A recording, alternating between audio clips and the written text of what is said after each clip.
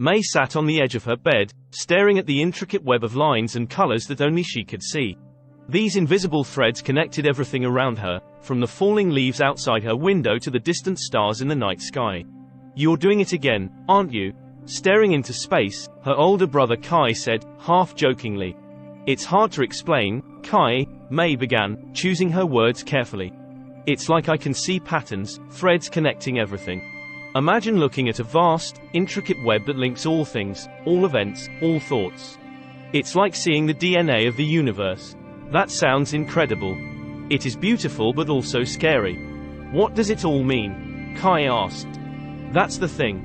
It's both beautiful and terrifying. It is beautiful because it shows how interconnected everything is and how a single action can ripple through this web and affect countless other threads. But it's also terrifying because I don't yet understand the responsibility that comes with this vision. What if I pull the wrong thread? What if I set off a chain of events I can't control?" May sighed, her eyes tinged with a mix of wonder and apprehension. Halfway across the world, Simon Parks was in his study, a room filled with antique books and curiosities. His 3 beloved cats, Whiskers, Paws, and Socks, lounged lazily on a plush rug near the fireplace.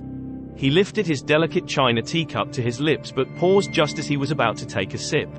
His hand trembled slightly, causing a small ripple in the tea. Setting the cup back on its saucer with a soft clink, he stood up and walked to the window. As he moved, he absent-mindedly adjusted his glasses, a habit he often fell into when deep in thought or sensing something significant. "Something's changed, something significant. I can feel it in the air, like a shift in the cosmic winds," he mused. Physicist Alex Jones was scrolling through his tablet when he stumbled upon an article about May. His eyes widened, and his heart rate quickened as he read about her unique abilities. "This could be groundbreaking," he exclaimed, jumping up from his chair so suddenly that it startled his colleague sitting across the room. He rushed over, tablet in hand, and thrust it in front of his colleague's face. "Look at this. Imagine the scientific leaps we could make if her abilities were real. This could redefine our understanding of dimensions, of reality itself." His colleague skimmed the article and looked up, intrigued but cautious. "It's fascinating, but we should verify it first." Wasting no time, Alex arranged for a series of tests on May. He was ecstatic when the results came in, confirming her unique perception of the 5th dimension. He leapt from his desk, whooping and punching the air. "We've hit the jackpot. Do you know what this means? We're talking Nobel Prize-level discoveries here." His colleague couldn't help but smile at Alex's uncontainable excitement. "Well, it looks like we have some serious work ahead of us." Alex nodded, his eyes gleaming with anticipation. "Oh, you have no idea. This is just the beginning." Simon Parks, sensing a more profound connection, decided to meet her. "I've felt this pull for years, like a thread leading me somewhere important. I think it's leading me to her," he told a close friend before leaving for the States. Agent Harris had his plans. She could be an asset or a threat. "Either way, we need to control the situation," he said in a confidential meeting. When Simon arrived, he offered a different perspective. "Gentlemen, I believe we're looking at this all wrong. This isn't just about national security. It's about something much larger that's been kept a secret in places like Area 51. Caught between the government's agenda and Simon's cryptic warnings, May felt torn. "I don't know who to trust," she confided in Kai. "But I feel like I'm standing on the edge of something huge."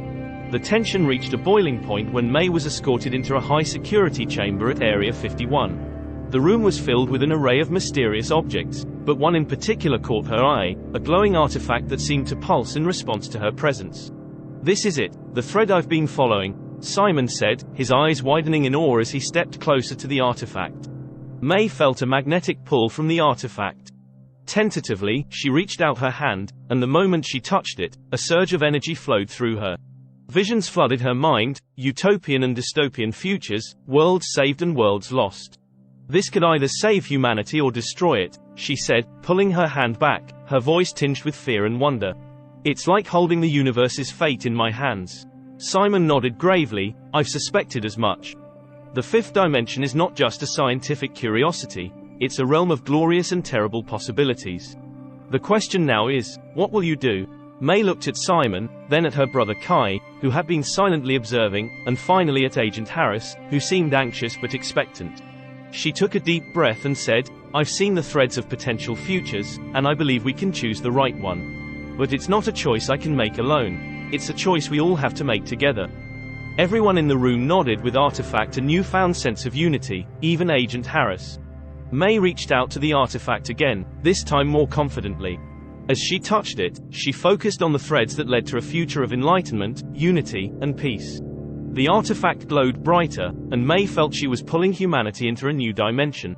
I choose to believe in us, in our capacity for good, she declared, her voice echoing in the chamber as the artifact dimmed, its energy dispersed into the world.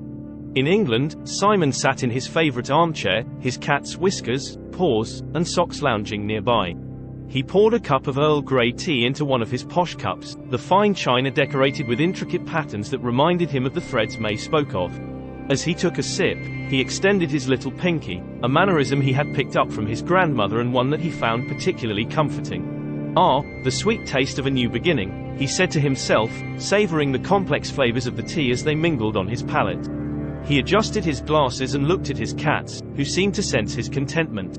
A new era led by a remarkable young girl who dared to pull the right thread, he mused, his thoughts drifting back to the events that had unfolded, the choices made, and the threads pulled to weave a new tapestry for humanity.